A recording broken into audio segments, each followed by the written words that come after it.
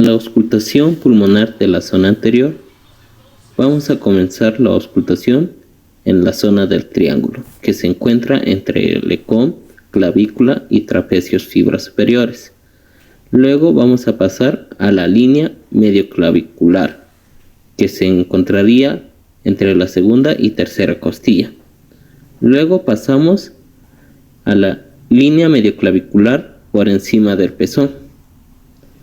Y luego vamos a seguir en la línea medioclavicular, pero en el lado lateral del pezón.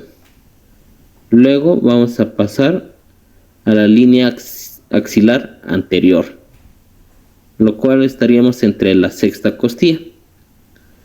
Y para finalizar, vamos a auscultar en la línea medioclavicular por debajo del pezón, lo cual estaríamos entre la séptima y octava costilla.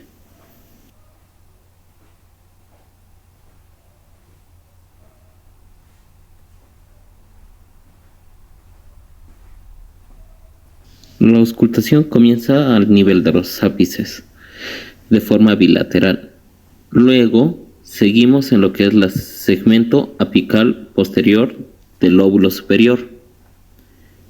De ahí seguimos en esa zona y vamos a pasar lo que sería en el segmento apical superior, pero del lóbulo inferior.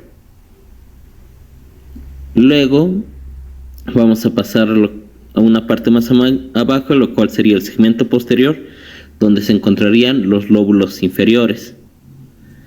Y terminamos con lo que sería en el segmento lateral posterior del lóbulo inferior.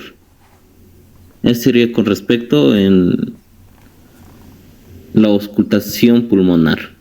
Gracias.